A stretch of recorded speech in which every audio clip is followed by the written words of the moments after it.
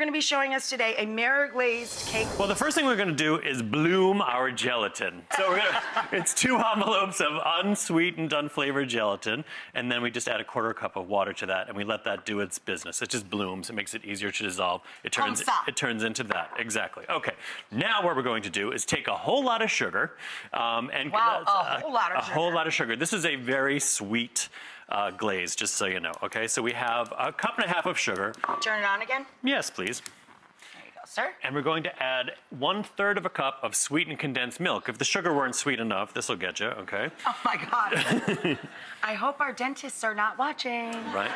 No, they're like, cha-ching! More mirror glaze for everyone!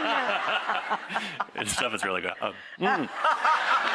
All right, and then we add a little bit of water to that, 3/4 of a cup of water. To this. Mm-hmm. Gotcha. And then we stir that.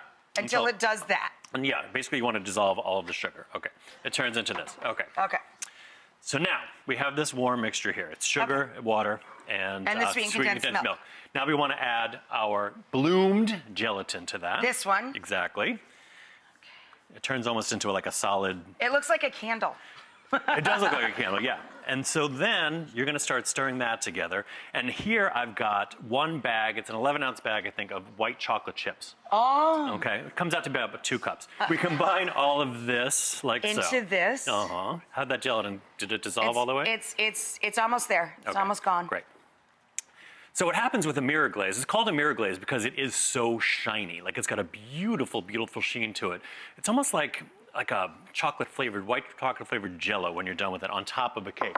Gotcha. It also takes color really, really nicely. So you can make a mirror with every color in the rainbow.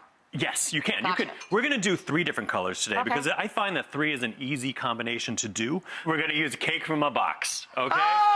Oh, sweet! The best, right? So why go through all that bother of baking a cake when somebody's already done it for you? Okay, so a box cake, and then you can use, you have to coat it with buttercream. Do I divide this among 3 bowls? If you would, please, that would be ideal. I'll try. Okay.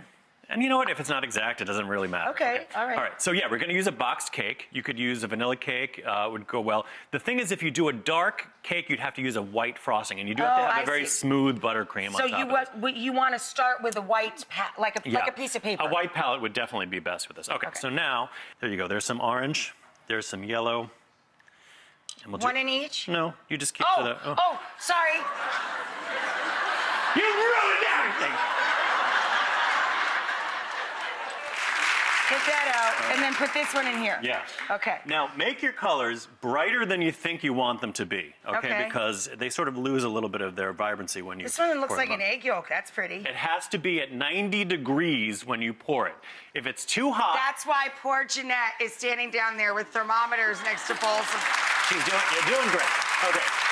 So if it's too hot, it'll run right off the cake. If it's too cold, it won't run off the cake. So now we combine these 3 colors into 1 bowl, and you want them to be sort of, this almost makes like a tie-dye effect, so you don't mix them, you just want them to be Unless you're next to me and I screwed it up.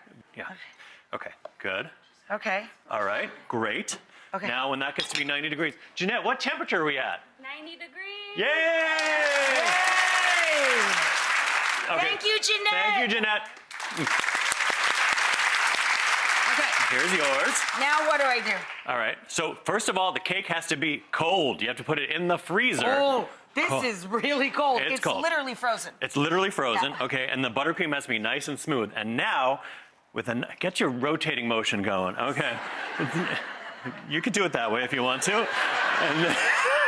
And then you just pour the glaze over the top of the cake, and it runs down the side. Are you supposed to get the sides? You get the sides, a little bit like that. Ooh. Ooh, I want more yellow in mine, so I'm gonna do this over here. Look at that. Everyone turns out a little bit differently.